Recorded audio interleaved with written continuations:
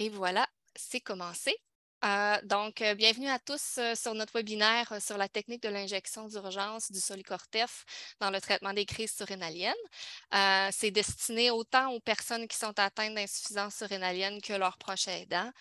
Et je vais vous décrire brièvement comment va se dérouler le webinaire. Donc, je vais commencer par faire une petite présentation de nos invités. Ensuite, ce sera le tour de nos invités qui vont faire leur présentation. Et à la fin du webinaire, on aura une période de questions d'environ 20 minutes pour que nos invités puissent répondre à toutes vos questions. Donc, le webinaire, on s'attend à ce qu'il dure environ 1 heure. Pour les questions, je vous demande de les écrire dans la boîte questions et réponses qui se trouve dans le bas de votre écran. Vous pouvez écrire vos questions à n'importe quel moment durant le webinaire et à la fin, pendant la période de questions, je vais lire les questions à voix haute et nos intervenants vont pouvoir y répondre. Donc, je vais commencer par me présenter moi. Mon nom est Christine Hiergeau. Je suis responsable recherche et partenariat au Regroupement québécois des maladies orphelines ou le RQMO. Le RQMO, c'est un organisme qui a pour mission d'offrir du soutien et de l'information pour les personnes atteintes d'une maladie rare ou orpheline, pour leurs proches aidants et aussi pour les professionnels de la santé.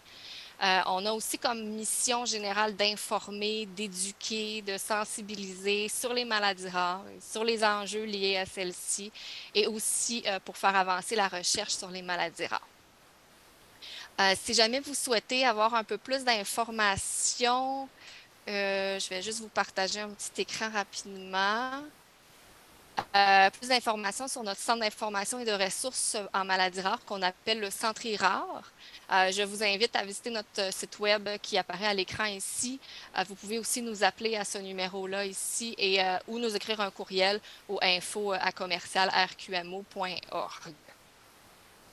Donc, parmi les projets du RQMO, un de ceux-là, c'était de mettre sur pied des communautés rares qui réunissent des personnes qui sont atteintes d'une même maladie ou d'une maladie apparentée, qui n'ont pas d'association officielle au Québec. Donc, c'est le cas pour notre communauté des surrénales.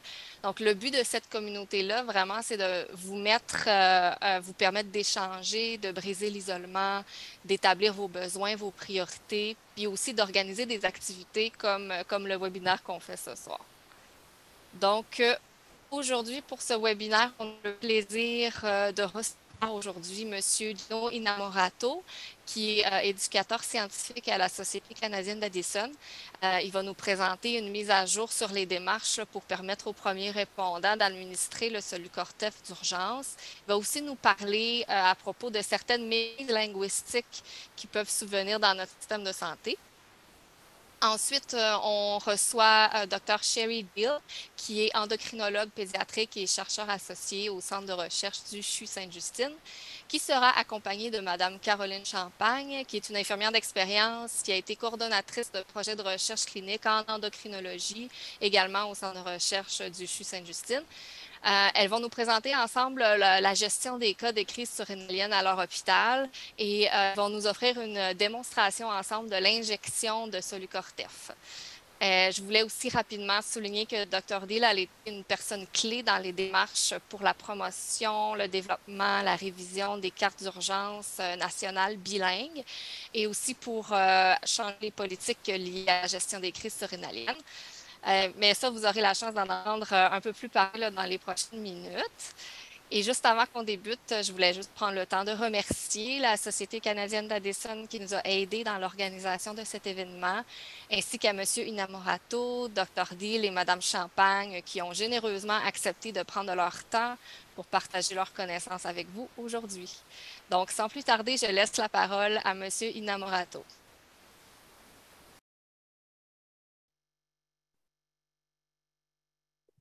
Bonjour, merci, bonjour tout le monde. J'aimerais vous remercier, le RQMO aussi, pour cette possibilité de partager avec notre communauté surrénalienne et aussi, je remercie aussi Dr. Deal et Caroline pour être avec nous pour cette possibilité. Alors, je commence. On va parler un petit peu de la préparation préhospitalière. Je vais parler aussi à propos des démarches au Québec et partout au Canada avec les protocoles. D'abord, est-ce que vous pouvez voir l'écran? Est-ce que ça va pour les diapos? Super. Alors, je vais commencer avec une petite phrase d'un endocrinologue et ensuite, on va parler des services médicaux d'urgence, les protocoles. Et on va parler un petit peu de langage qu'on peut utiliser avec les répartiteurs médicaux quand on fait un appel à le 911. Alors d'abord, on parle toujours d'hydrocortisone en cas d'urgence et il y a Dr. Ross en Angleterre qui a écrit un article là-dessus qui a dit médecins, les endos, tenez compte des demandes d'hydrocortisone des patients.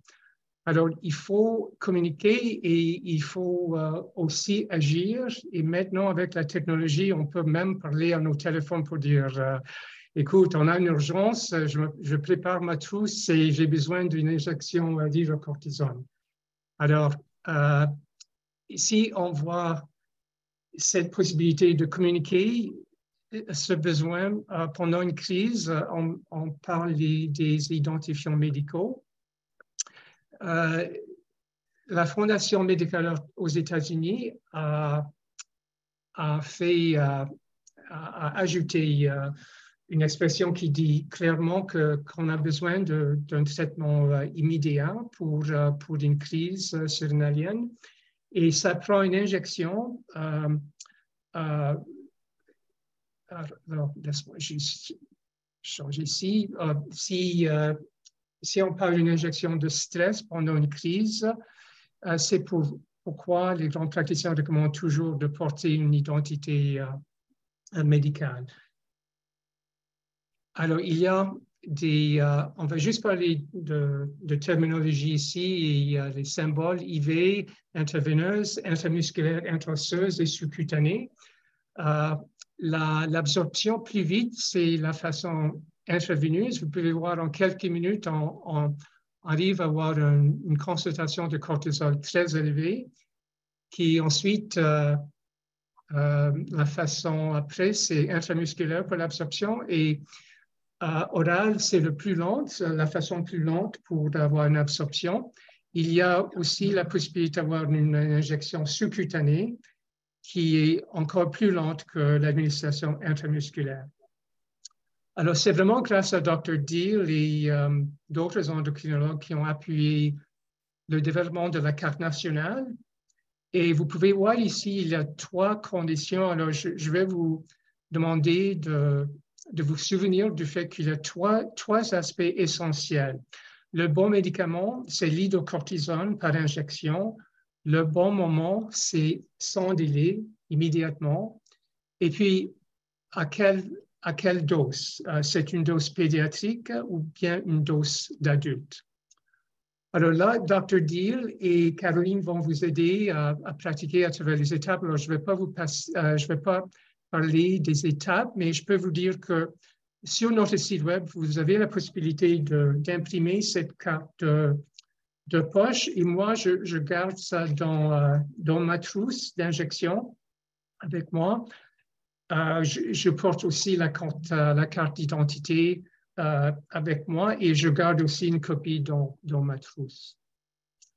Le groupe surrénal en France, on produit une autre vidéo qui parle des techniques pour donner l'injection sous-cutanée, mais il donne aussi l'injection intramusculaire. Ottawa, l'hôpital, au centre hospitalier à Ottawa, a aussi préparé une vidéo. Au niveau du futur, on a de la chance parce qu'on a 3 candidats, 3 auto-injecteurs prometteurs maintenant. Alors, on vise un jour peut-être qu'on va avoir la possibilité de passer à travers toutes ces étapes. Il y a une en particulier qui va utiliser le sel sodium succiné de l'hydrocortisone qu'on connaît déjà avec notre formulation de Solu-Cortef. Pour les services médicaux d'urgence, le SMU, on a 3 possibilités au Canada.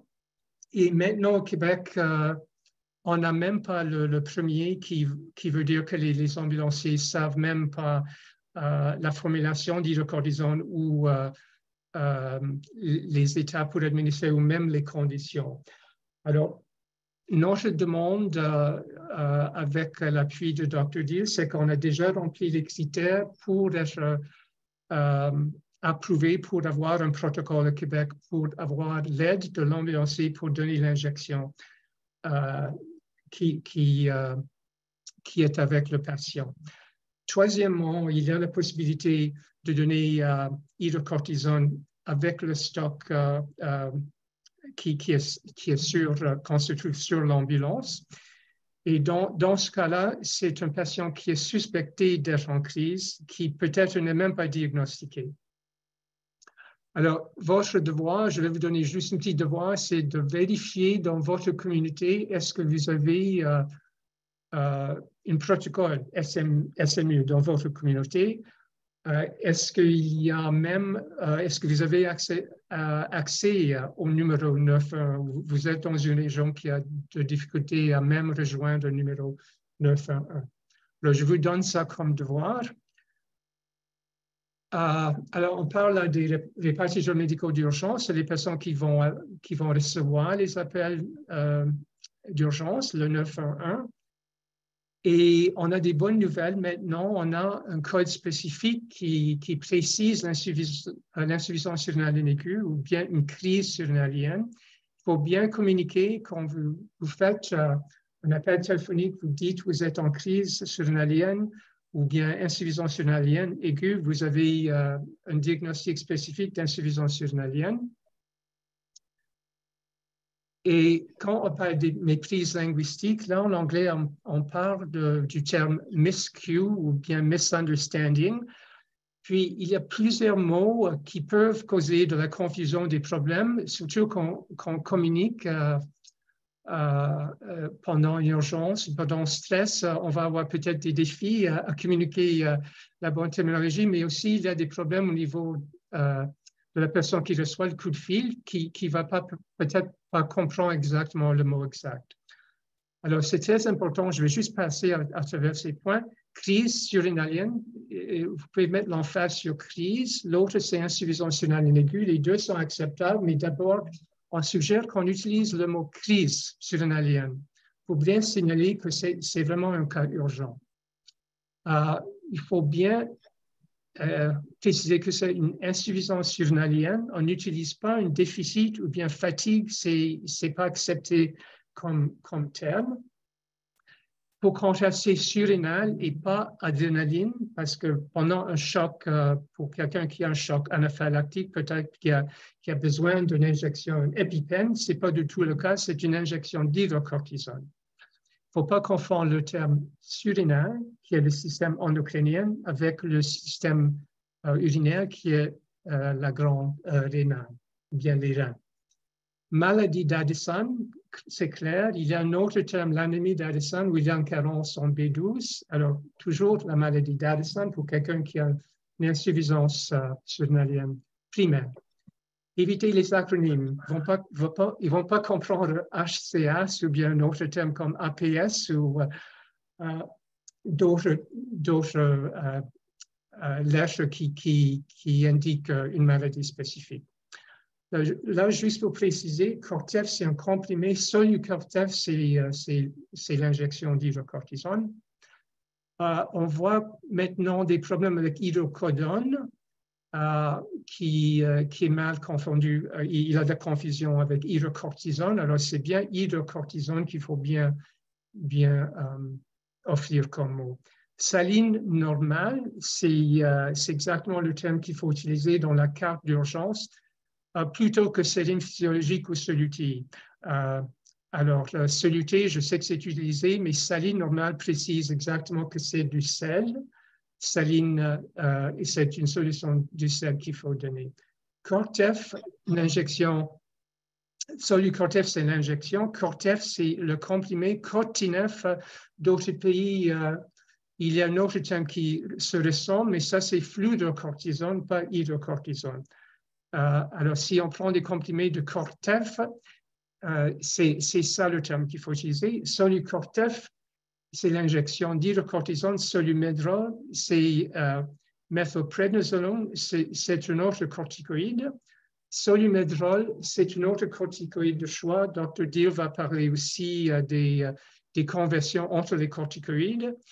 Et jamais Depomedrol, c'est toujours Solumedrol comme un autre choix. Prednisone et prednisolone se ressemblent aussi. Et ensuite, prednisolone et methylprednisolone. Methylprednisolone, c'est la version injectable. Alors là, c'est juste une petite transcription de l'appel d'urgence. Vous pouvez voir que même la personne au téléphone a fait une faute pendant le discours et a dit le mot adrénaline, mais c'était pas adrénaline. Et puis ensuite, c'est corrigé, c'est cortisol ou bien un autre mot pour hydrocortisone. Et enfin, à la fin de l'appel, les ambulanciers sont arrivés et le patient a reçu l'injection. Alors, j'espère que je ne suis pas allé trop vite là. J'aimerais aussi remercier Dr. Geffner pour quelques diapos et Dr. Jean-Pierre Chanloin qui a aidé avec quelques moments de traduction avec la carte d'urgence et surtout notre Société canadienne d'Addison. Mais la plupart des remerciements vont toujours à Dr. Deal qui a fait des efforts extraordinaires pour nous appuyer toujours avec la demande au Québec et aussi avec la carte nationale pour l'urgence. Alors, merci infiniment. Merci, Monsieur Inamorato. C'était très intéressant. Pardonnez-moi. Si jamais vous avez des questions spécifiquement pour cette section-là, on va les garder pour la fin. Écrivez-les tout de suite pour ne pas les oublier dans les questions et réponses. Comme ça, tout à l'heure, quand je poserai les questions, ça pourra s'adresser à tous les trois de nos invités. Et je laisse la parole maintenant à Dr. Deal et Mme Champagne. C'est à vous. Je vais juste partager mon écran, élargir, et voilà. Merci beaucoup pour cette invitation. C'est seulement avec l'éducation, pas juste des patients et les familles des patients, mais aussi des médecins et des infirmières, que nous allons vraiment réussir à éliminer tous les problèmes qui découlent des crises surrénaliennes. Alors, comme Christine a bien dit, je suis endocrinologue pédiatre avec une expérience de plusieurs années, au-delà de 30, dans le milieu pédiatrique, mais avec aussi beaucoup de collaboration avec mes collègues en endocrinologie adulte, aussi sur le sujet des insuffisances surrénaliennes. Je n'ai pas de conflit d'intérêt autour du sujet ce soir, ni avec les produits que je vais discuter, et je ne discute pas des médicaments qui ne sont pas approuvés par Santé Canada.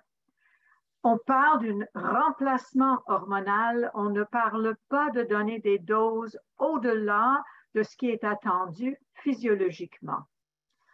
Je vous encourage tous de discuter cette présentation avec vos médecins et les infirmières, car ce que je dis, bien que l'information que je présente découle de nos conseils de routine en endocrinologie pédiatrique et nos guidelines cliniques en endocrinologie adulte, vous devez surtout vous référer à vos propres médecins en espérant qu'ils sont bien au courant des nouveautés dans le traitement de l'insuffisance surrénalienne.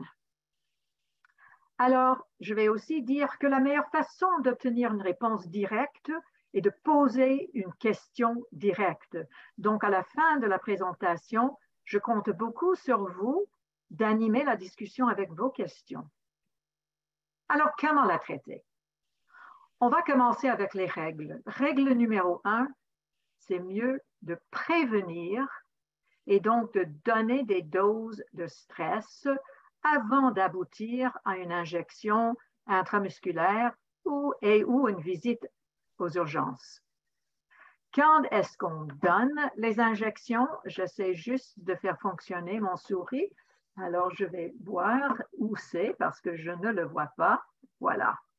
Quand on a une fièvre, 2 à 3 fois la dose habituelle est donnée jusqu'à 24 heures sans fièvre. Si on a une perte de liquide qu'on n'est pas capable de remplacer à cause des diarrhées, des vomissements, ou même si on a des états inquiétants que je vais bien décrire tantôt, et évidemment, si on a un stress majeur que je vais définir tantôt. Alors, on a 3 niveaux de stress. Et ceci vient d'une de nos dépliants de Sainte-Justine qui explique que le niveau 1, c'est un stress plutôt léger au cours d'une infection mineure où on double la dose. Un niveau 2 qui est un stress modéré avec une fièvre élevée, avec une infection probablement plus sévère où on va tripler. Et un niveau 3 qui est un stress majeur où là, on parle des infections généralisées, des traumatismes, etc. Ou si on a des symptômes inquiétants, on peut aussi parler d'un stress majeur. Et ceci veut dire que la fièvre est persistante ou inexpliquée et on a des nausées et des vomissements. On n'est pas capable de retenir l'hydrocortisone. On a des douleurs abdominales, une diarrhée qui persiste, on perd beaucoup de liquide, des étourdissements, des faiblesses, la léthargie, etc. sont listés en bas à gauche. Est-ce qu'un stress mental doit être considéré comme stress majeur? Si c'est la seule constatation, sans changement de l'état général, non. Parce que, bel et bien, si on utilise des grosses doses de stéroïdes longtemps, il y a parfois des effets secondaires plus graves.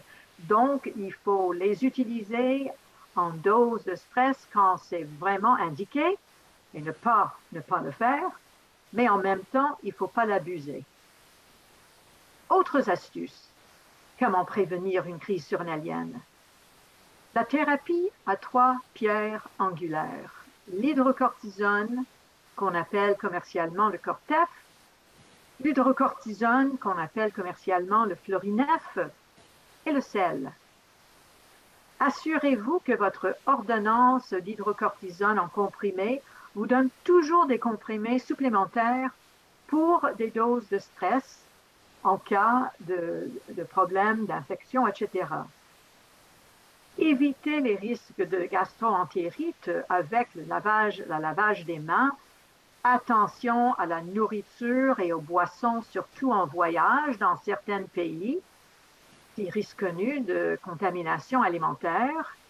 Et avoir avec vous en tout temps le gel de glucose, les antibiotiques, je pense que c'est aussi très intéressant, et des comprimés en sel.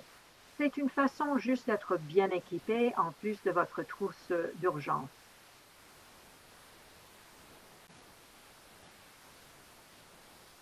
Alors ici est une feuille d'information qu'on donne à la clinique d'endocrinologie à l'hôpital Sainte-Justine. Et ce qui est très important, c'est que ça soit mis à jour et il y a des équivalentes côté hôpital adulte également. Vous devez être sûr que les doses inscrites sont à jour et ceci guide les parents en ce qui concerne quand doubler, quand tripler les doses. Ces instructions sont pour l'âge pédiatrique, mais pas juste pour les familles et les patients. Ce sont pour l'école, la garderie, les gardiens ou gardiennes et les patients dès qu'ils sont capables de comprendre. Et c'est un de mes messages clés ce soir. L'éducation des patients commence dès l'âge de 7, 8, 9 ans. On est déjà en mesure, comme endocrinologue pédiatrique, de parler, d'expliquer qu'est-ce que c'est l'insuffisance surrénalienne et, comme Gino a très bien dit, d'utiliser les bons mots. Mais quand ça ne fonctionne pas, et les symptômes persistent plus que 48 heures, évidemment, il faut consulter le médecin. Ou si votre enfant a des vomissements en dedans, même de 30 minutes de l'administration du médicament et vous essayez une deuxième fois par la bouche sans être capable de voir que c'est bien absorbé parce qu'il vomit encore une fois, la dose devrait être administrée par injection pour les enfants et vous devez donc vous rendre à l'hôpital à l'urgence.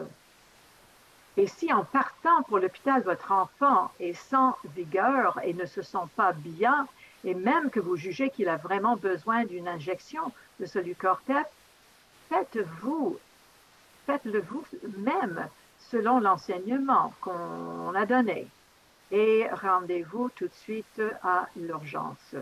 Donc, c'est toujours mieux si c'est vous qui savez donner l'injection avant d'appeler le 911 pour éventuellement être rendu à l'urgence.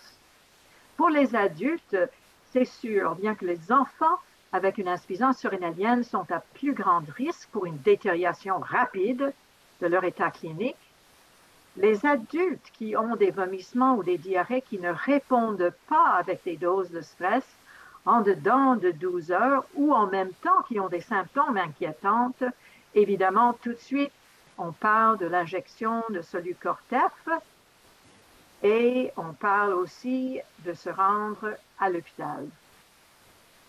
Alors, règle numéro 2.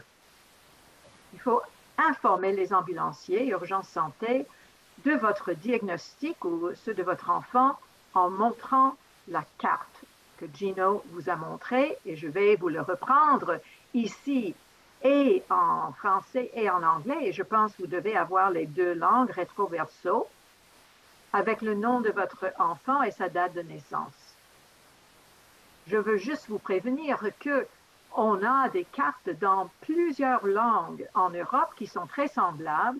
J'espère au Canada éventuellement les avoir, au moins dans l'espagnol, peut-être aussi dans d'autres langues, mais je trouve au moins français, anglais, espagnol, je pense que c'est le minimum qu'on devrait avoir au Canada. Et en plus de votre carte, j'espère que tout le monde qui écoute ce soir a aussi un identificateur en forme de bracelet, en forme de collier ou même en forme de tatouage qui vient de plus en plus à la mode pour les jeunes patientes, jeunes adultes. Mais il faut être sûr que c'est très visible, il ne faut pas le cacher quelque part où les ambulanciers ne peuvent pas le voir. Et c'est sûr, il faut que les ambulanciers soient aussi informés de chercher les tatouages. On les a aussi pour le diabète type 1 chez les enfants. Règle numéro 3. Toujours avoir votre fiole de Solu-Cortef non expirée avec vous dans votre trousse médicale. Et peut-être ça veut dire qu'il y aura besoin d'avoir au moins 3 fioles, un pour le trousse à l'école, un pour la voiture, un pour votre sacoche. En tout cas, il faut que ça soit facilement et toujours disponible. On a des études qui ont démontré que beaucoup de nos patients ne prennent pas leur fiole de Solu-Cortef avec l'équipement nécessaire pour injecter avec eux. Alors, le système Actofiol, c'est une fiole à bouchon jaune qu'on utilise le plus souvent, qui contient 100 mg d'hydrocortisone. Et on a d'autres Actovial qui ont des couleurs différentes. Alors, la première chose que je vais vous dire, il se peut qu'il y a des accidents parfois qui arrivent où la mauvaise fiole est donnée par la pharmacie. Donc, il faut être sûr que vous savez sur l'ordonnance quelle est la fiole qu'il vous faut, avec aussi l'ordonnance pour les aiguilles appropriées. Et ça, c'est votre infirmière et votre médecin qui vont vous le donner. Alors, on a des instructions, les instructions qui sont assez faciles. Je vais passer à travers ça tantôt. Et même avec la trousse, vous allez avoir ces cartes, donc vous pouvez garder dans la trousse au cas où que vous avez un panne de mémoire ou vous êtes un peu sous panique. Comme ça, vous regardez calmement, en respirant, sur les instructions 1, 2, 3, 4, 5 pour arriver à faire l'injection. Ils sont aussi extrêmement bien expliqués en anglais sur ce vidéo sur YouTube et j'ai inclus le lien en dessous. Merci Gino C'est vraiment bien fait et je vais essayer de le faire ce soir en français. But for the Anglophones here tonight, this is a video in English. It's extremely well done. And all the information that I'm giving tonight in the way of these information handouts are all available in English as well. Alors, on donne de préférence le Solucortef intramusculaire. Je sais qu'on parle de donner une dose subcutanée aussi, c'est possible, mais l'absorption est plus lente. Et donc, si vous êtes capable de bien apprendre, c'est pas plus difficile. On doit manipuler une aiguille, on doit percer la peau. C'est juste une question de l'angle et de la longueur de l'aiguille. Alors, en général, vous avez vu sur leur carte, avec un Actavial de 100 mg dans une quantité de 2 ml de liquide, ça veut dire que 0,5 ml égale à 25 mg. 1 ml égale à 50 mg, c'est ce qu'on donne souvent pour les enfants au-delà de 10 ans, et les 2 ml, ça donne 100 mg. C'est une grosse injection, 2 ml, à donner en subcutané. C'est ça un des problèmes avec les subcutanés. Les injections en subcutané sont faites pour en bas de 1 cc ou maximum 1 cc. Alors, quel est le matériel qu'on devrait avoir dans la trousse? La fiole, le seringue stérile de 3 ml, le plus souvent, une aiguille stérile numéro 23, une pousse de longueur, un tampon d'alcool ou un watt imbibé d'alcool et un pansement d'adhésif au besoin.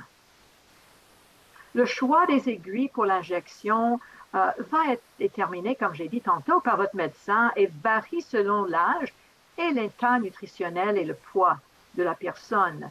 Et j'ai juste fait des suggestions ici.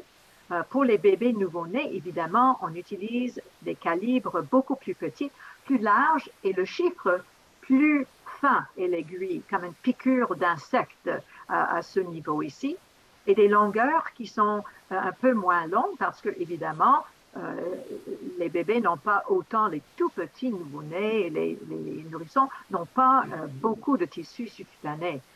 Mais les nourrissons un peu plus âgés, bon, on peut déjà se rendre à 23 à 25 en termes de calibre et des longueurs même jusqu'à 1 pouce, 1 pouce. Et les adultes, comme j'ai dit, ce qui est assez standard, c'est 23 de calibre et 1 pouce de longueur. Alors, où est-ce qu'on donne les injections? De préférence, on donne les injections dans un muscle qui s'appelle le muscle vas externe. Façon facile de le trouver, c'est mettre votre main au niveau de l'aine et en dessous des doigts, côté externe, vous allez voir un endroit où vous pouvez injecter. Je l'ai dessiné sur le patient ici avec sa permission. Ici, si la personne est assise, vous voyez, c'est vraiment à l'extérieur. Si c'est une situation d'urgence, vous n'êtes pas capable de trouver la peau sans vêtements, ce n'est pas grave. Les aiguilles sont assez pointues. Vous pouvez percer même les vêtements, surtout si la patiente ou le patient est inconscient. Autre site, les fesses, ça c'est très bien pour les bébés bien nourris, les enfants, les ados et les adultes. Là, on fait un croix et je vois que j'ai un croix qui n'est pas bien placé. J'ai pensé avoir changé. Ça doit être un tout petit peu plus haut. Bref, on utilise le quadrant supéro-externe pour donner les injections au niveau des fesses.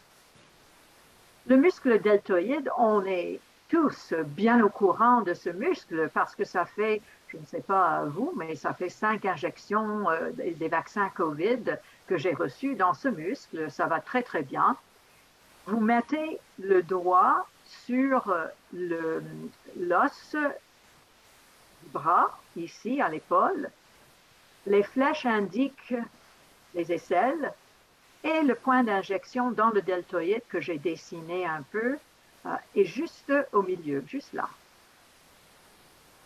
Règle numéro 4, faire pénétrer rapidement toute l'aiguille dans le muscle, toute l'aiguille, pour passer à travers les couches avant d'obtenir le muscle, un angle de 90 degrés de la surface de la peau. Il y a des dépliants que vous pouvez avoir dans vos hôpitaux, surtout à Sainte-Justine, comme centre de référence mère-enfant, ici au Québec. Tout est téléchargé. Et la question que j'aimerais bien vous poser, une autre chose que nous avons fait à Sainte-Justine, et j'espère que les autres hôpitaux universitaires et autres vont faire la même chose, dès que vous êtes étiqueté avec une insuffisance surrénalienne, le département d'urgence de votre hôpital devrait étiqueter votre dossier électronique pour faciliter votre triage rapide. C'est facile à faire et vous pouvez vous adresser justement à vos hôpitaux pour poser la question ou même aux urgences quand vous consultez. Est-ce que mon enfant ou moi, je suis étiqueté ayant une insuffisance surrénalienne? À retenir que tous les corticostéroïdes ne sont pas interchangeables. Je répète, ils ne sont pas interchangeables. Pourquoi? Premièrement, les doses sont très différentes. Leur activité en termes d'activité glucocorticoïde est très différente. Leur capacité aussi de combler les besoins en fludrocortisone, en florinef, est très différente et la durée d'action est différente. Le premier choix qui se donne en buccal, en intramusculaire, en intraveineux et aussi en succute, si vous devez le faire, c'est l'hydrocortisone, donc le Cortef ou le Solucortef. Le deuxième choix, si ce n'est pas disponible, c'est prednisolone qui a une durée d'action un tout petit peu plus longue, mais ce n'est disponible qu'en comprimé et donc quand il faut passer en intramusculaire ou en intraveineux, il faut passer à la méthylprednisolone.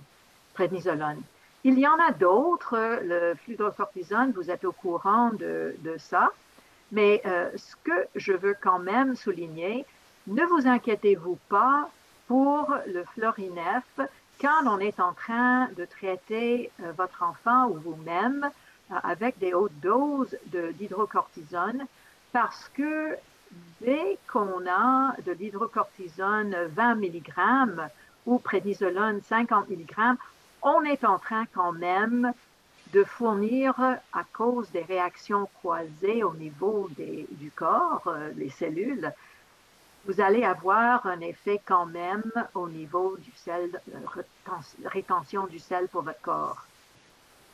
Avant de donner la démonstration, il y a d'autres questions qui méritent un détour. Je ne vais pas répondre à ces questions tout de suite. Je vais vous laisser les poser si ça vous intéresse. La question de la transition, quand faut-il le faire? Qu'est-ce qu'il faut dire? Quelle est la chose la plus importante durant cette période critique quand le jeune adolescent devient un jeune adulte et doit quitter les soins pédiatriques pour le milieu adulte? Est-ce qu'il faut remplacer les autres hormones en cas de stress, comme j'ai dit le florinef tantôt? Quand est-ce qu'on va s'inquiéter pour ça en cas de stress? En général, quand on est aux grosses doses, c'est pas si grave, mais qu'est-ce qu'on fait comme autre alternative si on n'est pas capable d'avoir le Cortef ou Solucortef? Ça, on a dit brièvement, on peut le reprendre. Et pour ceux qui vivent avec une insuffisance surrénalienne et une hypoparathyroïdie, on a des gens peut-être ce soir qui vivent avec une maladie auto-immune qui touche plusieurs organes et pas juste les surrénales. On appelle ça un APS1 ou APOSED. ils ont un peu plus de risque de crise surrénalienne à cause de leur déficit en parathyroïdien qui peut causer des hypocalcémies, qui peut secondairement donner un problème d'absorption de votre hydrocortisone. Et pour ceux qui vivent avec une insuffisance surrénalienne et un diabète, ce n'est pas si fréquent, mais on a des patients qui vivent avec ça. Est-ce que les risques de crise surrénalienne sont plus grands? La réponse est oui, et on peut parler du pourquoi et quelles sont les choses qu'on surveille même plus chez ces patients et qu'est-ce qu'on pourrait faire dans le prochain avenir pour diminuer les risques. Alors, avec ça, j'arrête ici. On va prendre des questions peut-être une fois que nous avons fait la démonstration. Donc, je vais arrêter mon écran. Ça va tout le monde? Vous êtes toujours avec nous? Alors, on va commencer avec la démonstration en français. J'espère que tout le monde a leur kit d'urgence, leur trousse d'urgence avec eux. Si vous l'avez, sortez-la et regardez sur votre ActiVial, est-ce que votre solution, votre produit est déjà expiré? Si c'est expiré, vous pouvez pratiquer les injections et c'est toujours une bonne idée de les garder expirés dans un autre coin, pas dans votre trousse, quand vous voulez pratiquer. Est-ce que vous avez dans votre trousse votre seringue avec une aiguille? Parfois, il va falloir que vous-même vous préparez le seringue avec l'aiguille. C'est pas difficile, il faut juste le visser rapidement. Mais c'est plus facile si déjà le seringue vient avec son aiguille et le capuchon. Est-ce que vous avez un tampon d'alcool? Est-ce que vous avez un désinfectant pour les mains? Et si c'est une trousse d'urgence, est-ce que vous gardez quelques comprimés, encore une fois, pas expirés, d'hydrocortisone avant d'avoir besoin de donner l'injection que vous pouvez tout de suite utiliser? Alors, on va commencer. Et la première chose que je vais faire, si j'ai le temps, si ce n'est pas une crise surrénalienne aiguë, mon bébé est inconscient le matin quand j'arrive à le voir, ou un adulte qui sent tellement moche qu'il n'est pas capable de vraiment savoir où il est, c'est sûr, il va avoir de l'aide, il devrait appeler de l'aide. Et on n'a pas besoin de désinfecter les mains. Moi, je vais le faire ce soir, juste parce qu'on parle tellement de problèmes infectieux et une bonne façon de ne pas avoir le COVID, qui peut aussi toucher les patients avec une insuffisance surrénalienne et même aggraver leur chance de crise aiguë.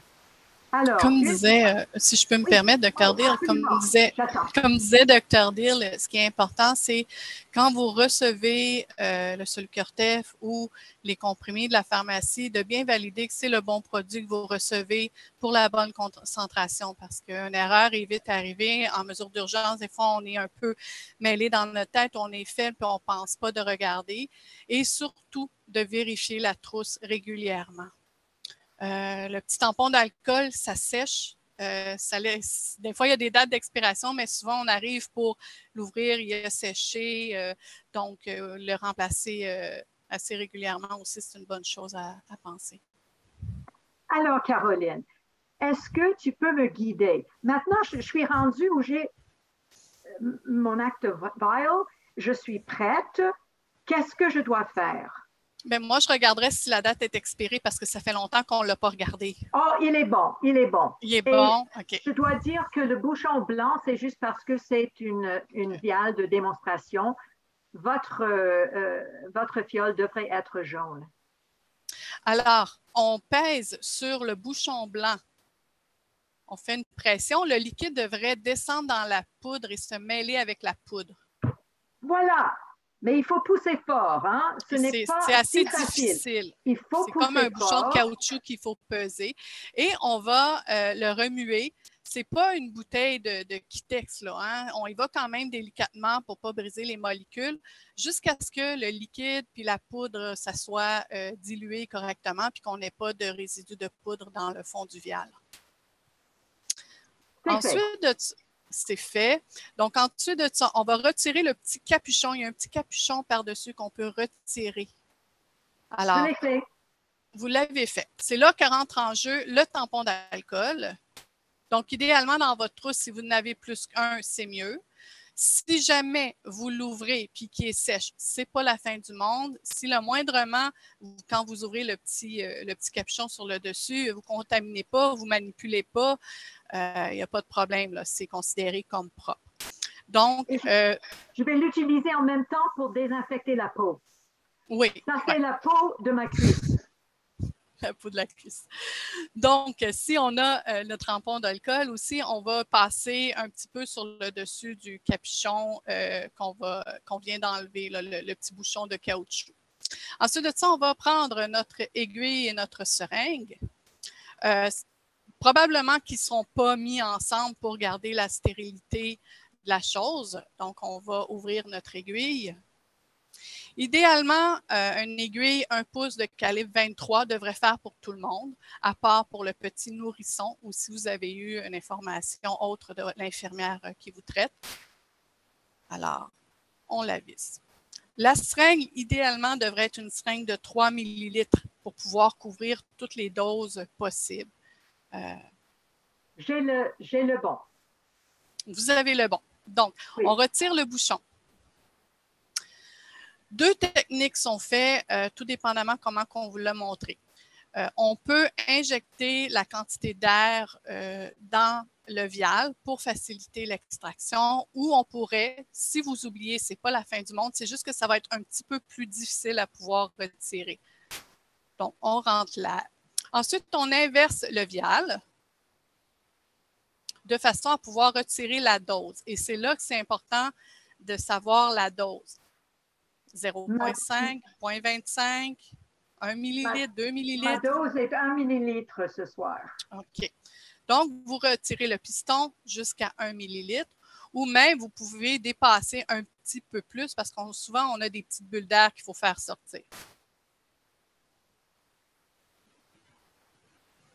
C'est drôle, hein? Il faut peut-être que l'aiguille est plus haute que le liquide, juste la retirer. Exactement. Et c'est quelque chose qui arrive souvent. Je suis contente de le voir. Vous n'avez pas besoin de mettre l'aiguille tout au fond de la fiole. Le vial est transparent, donc vous allez la voir. L'aiguille, c'est pas dans le liquide, vous allez aspirer de l'air tout simplement. Alors, j'ai tout ce qu'il faut. OK. Alors, mais un peu trop. Pousse un peu trop. Alors, on va pousser tranquillement le piston jusqu'à temps qu'on atteigne le 1 millilitre en s'assurant qu'on n'ait pas l'accumulation de petites bulles d'air. Je l'ai. C'est super. OK? S'il y a un petit peu de liquide qui sort, c'est correct. Ça veut dire qu'on a fait notre vide d'air au niveau de notre aiguille. Alors, tout dépendamment du site qu'on a choisi, la cuisse ou je vous dirais que la cuisse est quand même le plus facile. C'est quand même un gros muscle, donc moins de douleur selon la quantité qu'on a. On va mettre notre seringue et notre aiguille à 90 vis-à-vis la peau. Là, on ne fait pas des petites minouches. Hein? On rentre, sinon ça va graffiner. Voilà. Et puis, on injecte. On injecte. Lorsqu'on est là, on est avec un citron. Lorsqu'on est avec le muscle, normalement, on va dire d'essayer de prendre le muscle entre nos doigts. Pourquoi? Mais souvent, c'est que ça minimise un petit peu la douleur en pinçant le muscle. Et ça s'assure aussi qu'on tient bien le muscle pour pas qu'il sursaute. Une fois qu'on on retire l'aiguille, il pourrait y avoir une petite gouttelette de sang qui sort. Pas de problème, vous prenez un Kleenex, un petit tampon sec, il n'y a aucun problème, ça pourrait faire une petite échymose aussi. Le but était de donner notre dose d'urgence. Comme je disais, la cuisse est favorisée pour pas mal tous les groupes d'âge. Idéalement, le plus facile, c'est de faire asseoir la personne. Si on ne se souvient plus où le donner ou on pense qu'on est en état de stress, donc parfois on oublie des petits bouts de l'enseignement qu'on a eu, vous faites asseoir la personne ou vous asseyez vous-même si c'est pour vous-même, Une main en haut de la cuisse, une main au niveau du genou, vous piquez entre les deux, vous êtes dans le milieu du muscle. Voilà, c'est fait. L'aiguille. On dispose bien des aiguilles. Bien de l'aiguille. Moi, j'ai un petit contenant vide que je garde pour jeter les Assurez-vous d'avoir peut-être 2 aiguilles, d'avoir peut-être 2 seringues, d'avoir plus qu'un tampon d'alcool. Encore là, si vous arrivez à un endroit, vous n'avez pas de tampons alcoolisés ou ils sont séchés, on se dit, vous êtes normalement pas super bien, donc vous n'êtes pas roulé dans la boue avant de faire votre injection. Donc, votre peau devrait être un minimum propre. Sinon, vous pouvez prendre une débarbouillette avec de l'eau fraîche, nettoyer le dessus si vous avez de la crème solaire ou peu importe. L'important, c'est de recevoir la dose. Dans certains cas, même, on va piquer à travers le vêtement si ça presse trop. Alors là, elle fait une compression parce qu'elle a une petite gouttelette de sang qui est sortie. Une petite goutte qui sortait, un petit goutte de sang qui sortait. Et pour les enfants, j'ai toujours des pansements colorés, mais parfois avoir un petit pansement pour ne pas tacher les vêtements.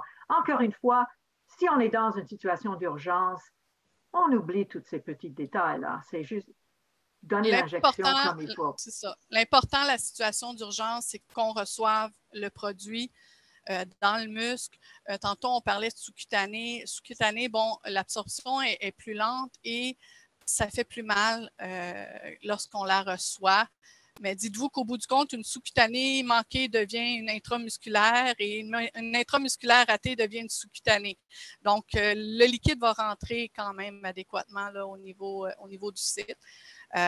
Si on revient au départ, lorsqu'on reçoit la prescription du Solucortef, vous pouvez aussi prendre un crayon permanent et entourer la date d'expiration. Comme ça, encore une fois, en cas de stress ou que quelqu'un prend le Solucortef et vous lui dites, es-tu expiré? Bien, il n'y a pas à faire le tour 56 000 fois de la bouteille. Vous dites, il est entouré, regardez la date, il est là. C'est tout. Bon, mais merci beaucoup. Je me sens beaucoup plus en confiance. Je pense que je peux injecter si nécessaire.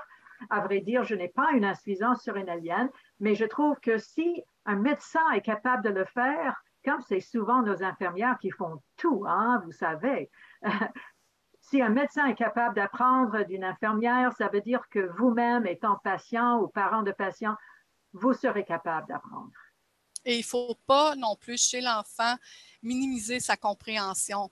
Ils sont beaucoup plus logiques et observent. Et c'est des très grands observateurs. Donc, souvent, même, ils vont dire « Non, non, c'est pas comme ça. Rouvre-les comme ça. » Puis, ils vont nous dire quoi faire. Là. Donc, assez jeunes sont capables d'apprendre aussi à gérer leur état. Donc, moi, je pense qu'on va retourner aux questions maintenant. Oui, c'est parfait. Bien, merci beaucoup, le Dr. Deal et Mme Champagne. C'était très clair comme démonstration. J'espère que j'aurai jamais à le faire, mais au moins j'ai appris aujourd'hui, moi aussi, si jamais il y a quelqu'un autour de moi qui est en insuffisance, dans une crise d'insuffisance surrénalienne. Donc, on a quelques questions, effectivement. Première question plus générale, il y a des personnes qui demandent si les diapositives vont être disponibles, s'ils peuvent les recevoir par courriel après. Mais je pense qu'ils vont être sur le site, n'est-ce pas? Oui, le vidéo va être disponible. Je ne sais pas si les personnes demandaient quand même s'ils pouvaient avoir accès aux diapositives. Là. Bon, ben c'est comme vous voulez. En fait, je peux toujours vous le demander après les présenteurs et puis je l'enverrai dans le courriel si vous acceptez là, de les partager. Alors, la première question, pour un voyage dans le Sud, combien d'injections de Solucortef devrais-je apporter pour un voyage de 7 jours? C'est une très bonne question et je pense que moi, j'apporterai un minimum de 3 pour un voyage de 7 jours. Mais encore une fois, il faut savoir votre corps ou le corps de votre enfant. Il y a certaines personnes, on a fait de la recherche publiée, il y a certaines personnes, par exemple, qui ont une insuffisance surrénalienne à cause d'une hyperplasie congénitale des surrénales, qui vont faire plusieurs épisodes de décompensation, surtout en bas âge à cause des gastroentérites, etc. Si votre enfant est parmi le groupe d'enfants qui ont tendance, malgré vos bons efforts de toujours donner les doses qu'on a prescrit d'hydrocortisone et de Florinef et même un peu plus de sel, il fait des crises. À ce moment-là, vous savez, vous devez être bien équipé au cas où et apporter un peu plus de viol plutôt que moi. Par contre, si vous n'avez jamais fait des infections en voyage, vous faites attention à ce que vous mangez. Vous ne mangez pas, si vous allez au Mexique, vous ne mangez pas d'un petit village des légumes crus, parce que c'est sûr que vous allez attraper ce qu'on appelle en anglais Montezuma's Revenge. Donc là, j'apporterai quand même facilement trois fioles. Et ce que j'ai toujours fait pour mes patients à l'hôpital Sainte-Justine, quand ils me disaient qu'ils faisaient des voyages en Europe, en Amérique du Sud, Amérique centrale, en Asie, si vous êtes traité dans un centre hospitalier universitaire, on devrait connaître nos collègues un peu partout dans le monde. Et c'est très facile si vous avez un dossier électronique médical avec un résumé de votre condition au pluriel aussi, et les traitements, de simplement donner ça aux patients ou aux parents et en même temps les envoyer à un contact que les parents pourraient avoir en étranger. Je trouve que c'est très rassurant, surtout pour les voyages d'un mois. Et j'ai des patients qui font des voyages partout dans le monde avec une insuffisance surrénalienne, mais qui ont des numéros de contact. Et sur toutes nos feuilles, il y a un numéro de contact 24 heures sur 24 pour un médecin ici au Canada qui est capable de répondre aux questions à l'étranger. Voilà. Il y a quelqu'un qui aimerait avoir le document présenté par toi, Gino. Oui, ça va être inclus dans les diapos, alors j'ai aucun problème. S'ils veulent les référer, ça va aller de les recevoir à travers les diapos? Oui, pour moi, il n'y a pas de problème. Je peux l'envoyer en même temps Oui. que quand je vais envoyer le lien pour l'enregistrement pour Oui, les participants. aucun problème. Moi, je vais Oui. l'envoyer en forme PDF parce que ça prend beaucoup moins d'espace de mémoire. Et les PDF, donc il y a certains serveurs qui n'aiment pas les gros fichiers. Donc, c'est pour ça que je le fais en PDF. Marie-Josée Blais, je me demande si c'est un Marie-Josée Blais que je connais et je ne sais pas, mais j'espère que oui, parce que ça me fait plaisir si c'est Marie-Josée Blais que je connais. Alors, le Solucortef en général, moi, j'ai jamais vu des fioles qui ont une date d'expiration moins qu'un an et demi. Et si c'est le cas, même quand vous le prenez de la pharmacie, demandez d'avoir une date d'expiration qui est au moins un an dans le futur. Je pense que c'est raisonnable. Gino, est-ce que tu as d'autres remarques en ce qui concerne... Oui, entre 2 et 3 ans, je crois, et c'est une bonne idée, Caroline, de marquer avec un crayon en permanence la date d'expiration, mais normalement, entre 2 et 3 ans, oui, c'est la date d'expiration. Le problème, c'est est-ce que la pharmacie est une petite pharmacie qui a commandé des Actovile et qui les a gardés?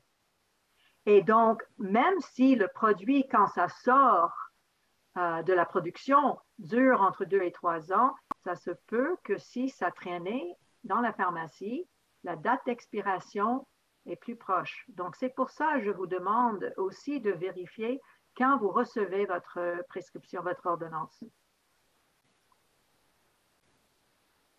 Juste une petite... je m'excuse. Oui, juste une clarification. Je ne suis pas médecin, j'ai juste un titre d'information. Alors, juste pour vous dire que je n'ai pas les qualifications de Dr. Dear Caroline. Je suis juste un petit éducateur là, mais avec beaucoup de connaissances quand même. Hein? Oh, OK, merci.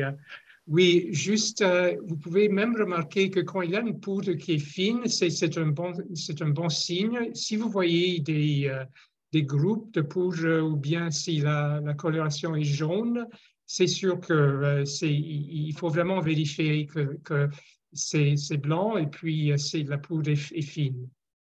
Et une question que quelqu'un n'a pas posée, est-ce qu'on peut, si on utilise juste, mettons, 0,5 millilitres dans un fiole qui contient 2 millilitres, est-ce qu'on peut le réutiliser? C'est bon 3 jours. Oui. C'est bon 3 jours, température pièce, excepté si c'est pour intraveineux. Intraveineux, il faut le jeter 4 heures après. C'est ça. Et je pense que c'est important parce que si la personne semble bien répondre à la première injection, ça se peut qu'en dedans de 6 heures, vous allez vouloir donner une autre injection quand même, surtout si les vomissements recommencent. Mais toujours plus prudente d'aller à l'urgence parce que intraveineux, c'est très efficace. Alors, je vois, on pose une question, qu'est-ce que c'est le stress mental? On a tous des stress mentaux. Oui, les médecins, les infirmières actuellement ont énormément de stress dans les hôpitaux. Les gens qui perdent leur emploi, ça c'est un stress mental épouvantable. Les décès, la recherche de d'autres emplois, les inquiétudes d'argent, ce sont des stress mentaux.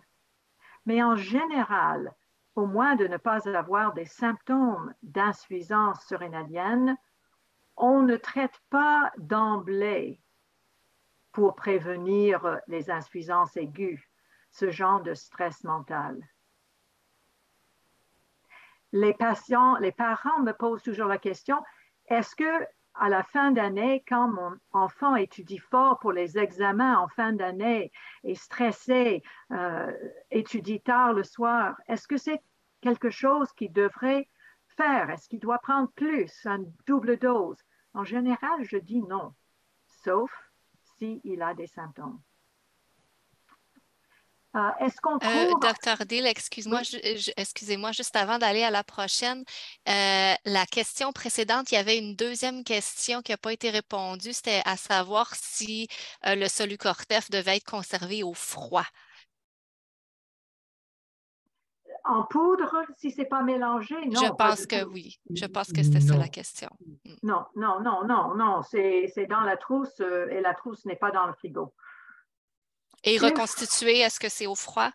Non, ce n'est pas nécessaire, comme Caroline dit, hein, c'est 3 jours. C'est 3 jours température pièce. C'est juste qu'il faut juste faire attention parce qu'il y a quand même une partie liquide de la poudre. Donc, si vous laissez ça dans votre sac à main puis que vous passez la journée dehors ou dans votre voiture, ben, le liquide pourrait geler, là. Fait que dans ce temps-là, on dit, ben, mettez-le à l'intérieur de votre poche de manteau, puis comme ça, vous êtes sûr de ne pas qu'il soit gelé si jamais vous en avez besoin, là. Parfait, merci. Est-ce qu'on trouve en vente libre ce qui est recommandé d'apporter en voyage, comprimés de sel, etc., ou est-ce que ça prend une prescription? Pour les antibiotiques qu'on donne en cas de gastroentérite aiguë, oui, il faut avoir une prescription. Pour les comprimés de sel, non, vous n'avez pas besoin d'avoir une prescription pour ça. Vous avez toujours besoin aussi de prescription pour votre Actovile, et aussi pour le Florinef et pour vos comprimés d'hydrocortisone. Et n'oubliez pas de toujours apporter tout ça avec vous dans l'avion.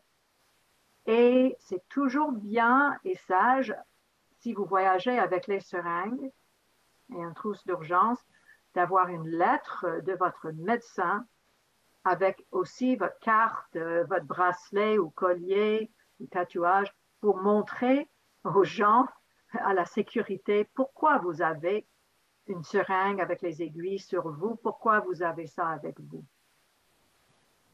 Les pharmaciens ont une ordonnance collective pour le CIPRO pour certaines destinations voyage. Donc, ça n'a plus besoin, oui, d'aller par le médecin. Voir le médecin. Oui, ça peut être le pharmacien qui fait l'ordonnance, oui. Merci. Ça, c'est nouveau au Québec, hein? Ma pharmacie me donne toujours des seringues de 1,5 pouces. Est-ce trop long? Ça dépend de votre grandeur et votre poids. Je pense. Un aiguille 1,5, normalement, ça va être pour une injection au niveau de la fesse. Au niveau de la cuisse, c'est vraiment 1 pouce. S'ils vous disent ben, on n'en a pas, ben, c'est juste que si jamais ça l'arrive de penser de peut-être pas rentrer l'aiguille au complet si vous êtes dans la cuisse. Ici est une question pour vous, je pense, Gino. Où peut-on télécharger la carte qui indique qu'on a une insuffisance surrénalienne? Oui, alors c'est gratuit sur notre site web. Vous pouvez imprimer même le plan, la carte, vous pouvez imprimer. Si vous voulez une carte plastifiée comme ça, en plastique, vous allez envoyer un courriel à notre société, on va l'envoyer. On peut vous envoyer 2 en fait. C'est gratuit pour les membres, mais c'est notre plaisir. Ça va nous faire plaisir d'envoyer une carte pour vous. C'est les 2 côtés, évidemment, anglais et français. Et puis, on va mettre votre nom et vous allez ajouter votre date de naissance. Caroline, on a 2 questions qui parlent du fait que même si la date d'expiration n'est pas encore arrivée, il semble avoir une agglutination en boule ou en bloc du poudre. C'est ce que M. Gino discutait tantôt.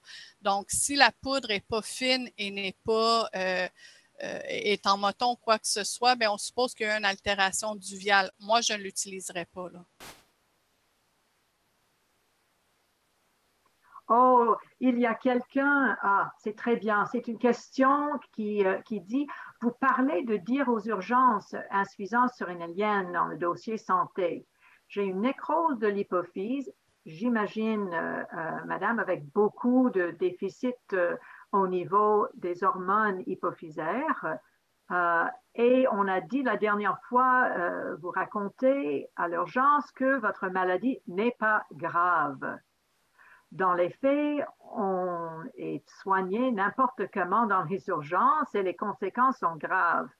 Les médecins ne comprennent pas l'insuffisance surrénalienne, je suis d'accord, et ne donnent pas l'hydrocortisone hydraté au besoin avec un soluté saliné, du sarin.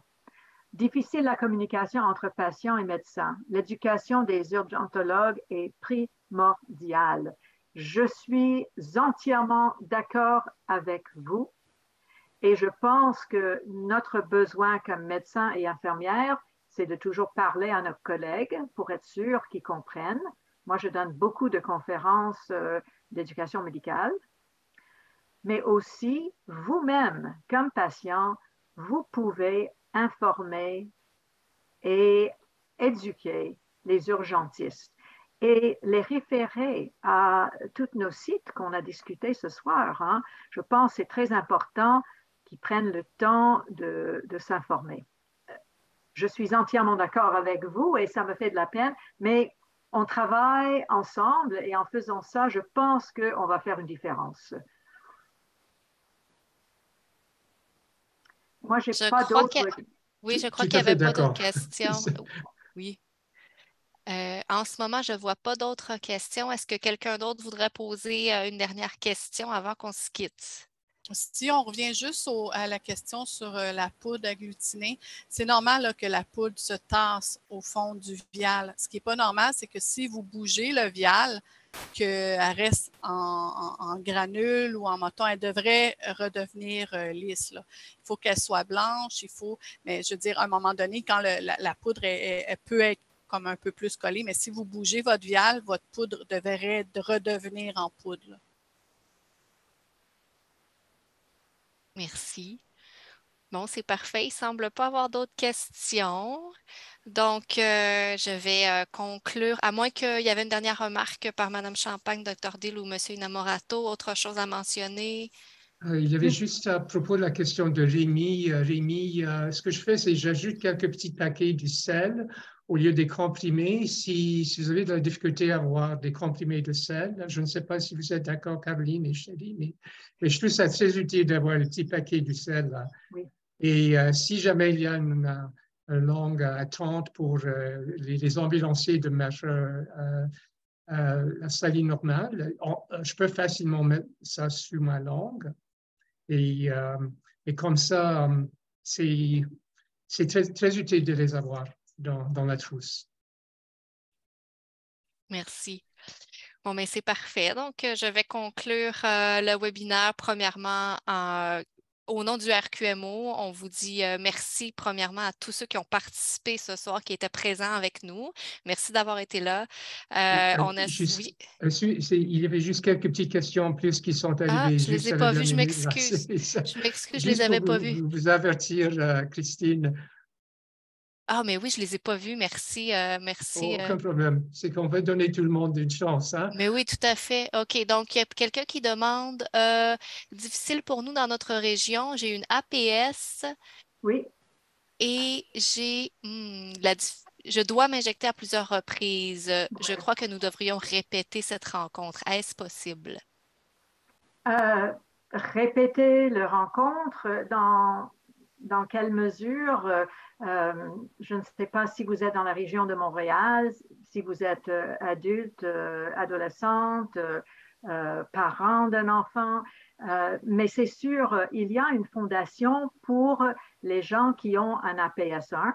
Nous faisons, et je suis très active dans ce groupe, nous faisons des rencontres une fois par année.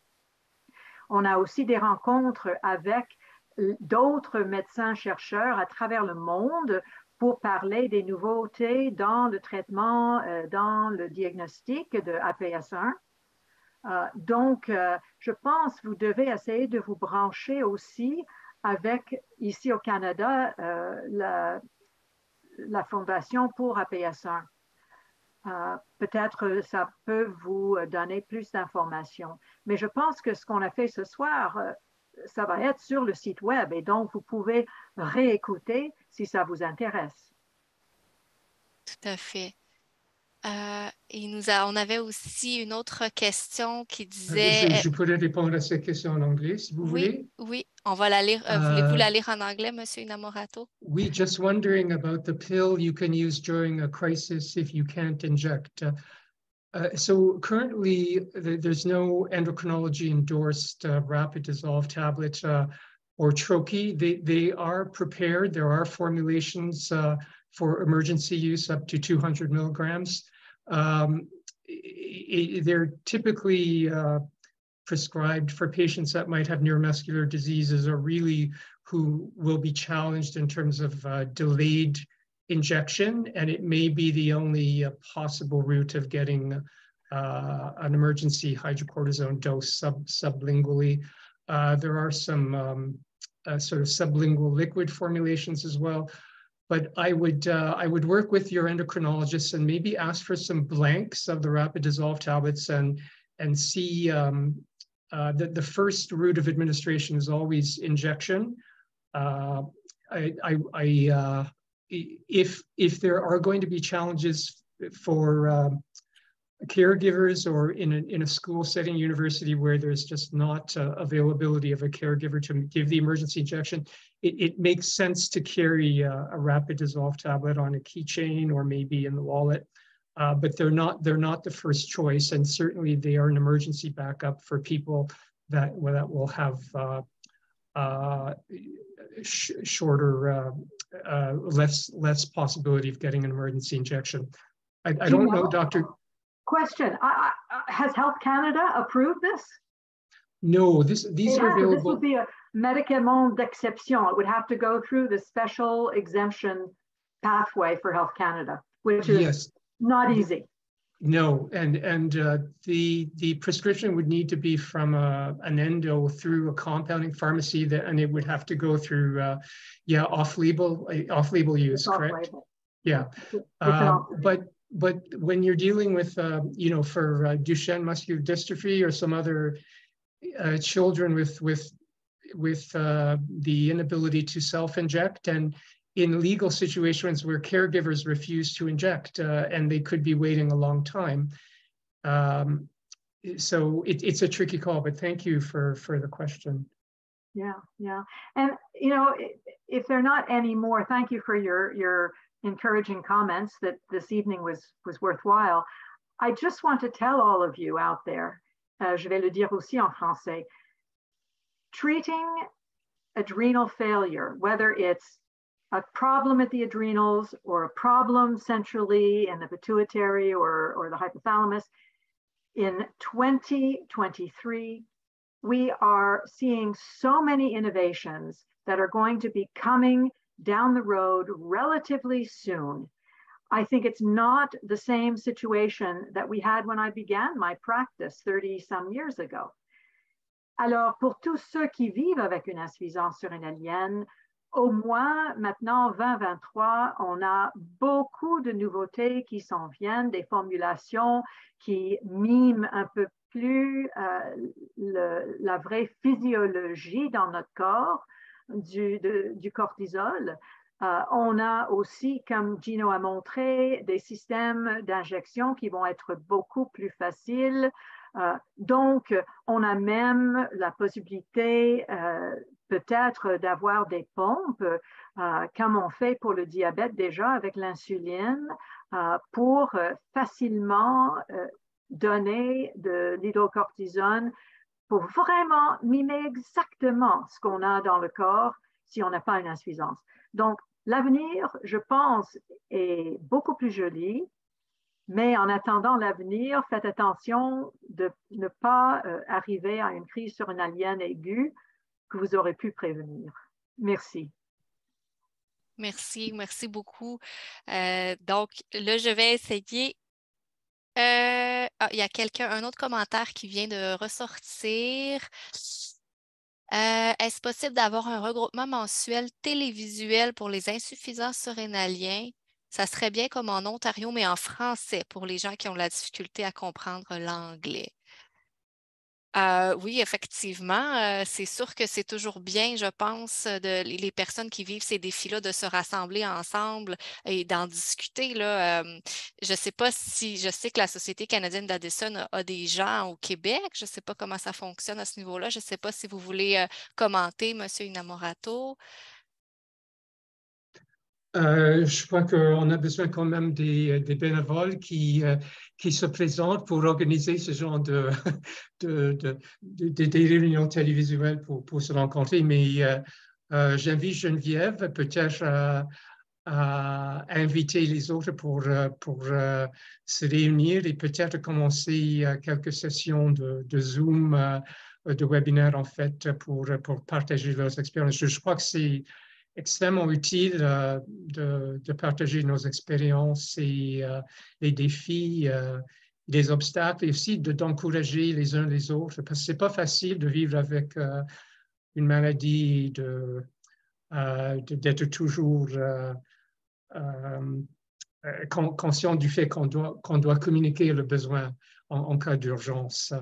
Alors, non, c'est peut-être l'occasion, le moment d'inviter les personnes au Québec de se présenter. Et moi, je serai très content d'offrir ou de vous aider à organiser cette possibilité avec notre société. Mm-hmm. Et c'est pour ça aussi qu'on avait mis sur pied cette communauté rare au RQMO qu'on appelait la communauté des maladies surrénales, parce qu'on voyait qu'il y avait un besoin là, à ce niveau-là. Donc, vous faites partie, les gens qui sont ici ce soir, la plupart font déjà partie de cette communauté-là. Donc, on peut vous aider aussi à organiser des soirées Zoom de discussion. On peut être présent, mais on peut aussi vous laisser entre vous si vous voulez, vous donner les liens puis vous parler dans des groupes de discussion. Tout ça, c'est très ouvert. On est à l'écoute de ce que vous avez besoin. Fait qu'hésitez pas. Puis ça m'amène un peu à ce que je voulais dire à la fin, c'est que si vous avez des commentaires ou des questions ou en anglais, du feedback là, sur ce qui s'est passé ce soir, ce que vous avez aimé, moins aimé, écrivez-le nous. C'est au info@commercial-rqmo.org. On va tout prendre vos commentaires. Puis le but, là, c'est de mieux vous servir là, dans le futur. Je vérifie. Il y a d'autres questions qui sont ressorties. En anglais, is the life expectancy of someone with AI the same as the general population? Really depends on the population of patients living with adrenal failure that you're sampling. It depends whether you're doing a very retrospective study and really looking at causes of death and age of death back in the 40s, the 50s, the 60s, or whether you're doing a shorter period of time more recently. I can tell you that the major cause of death is an acute adrenal crisis. So that is why tonight's video is so important. You must prevent acute adrenal crisis. And if it does happen, and it may happen, you want to know how to treat it and treat it rapidly. The fact that you have just an isolated adrenal failure makes a difference in terms of life expectancy versus whether you have a combination of adrenal failure and diabetes, which, as we all know, is a disease that is very difficult, getting easier to manage, but it's still difficult to manage. Obviously, those individuals have much higher risks of severe hypoglycemic episodes and hyperglycemic episodes with diabetic ketoacidosis. They have a higher risk of cardiovascular disease, but that's really the diabetes side. And I can go on, because adrenal failure, yes, the end result is you're missing some vital hormones, but the causes of adrenal failure are highly variable, and not all Addison's disease. As a matter of fact, I have seen far more different types of adrenal failure than Addison's, because Addison's is often much more frequently diagnosed in the late adolescence and adult age.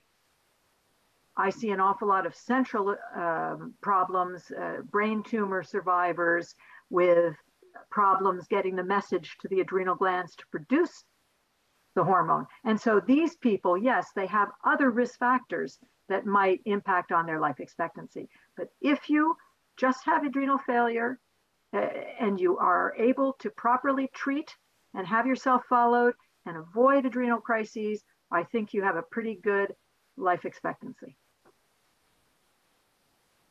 Merci. Parfait. Donc, en ce moment, il n'y a pas d'autres questions. Je vais prendre peut-être, attendre quelques minutes, voir s'il y en a d'autres. En attendant, je vais terminer mes remerciements que j'avais commencé. Donc, je voulais dire aussi un merci spécial à la Société canadienne d'Addison qui nous a aidés à mettre sur pied cet événement ce soir. Et je veux effectivement, évidemment, remercier nos 3 panélistes aujourd'hui, Madame Champagne, Dr. Deal et Monsieur Inamorato, pour votre temps, votre générosité. Ça a été vraiment intéressant. Donc, un gros merci. Et il n'y a pas eu d'autres questions. Donc, je vais terminer l'enregistrement. On reste quand même en ligne, mais là, l'enregistrement va se terminer.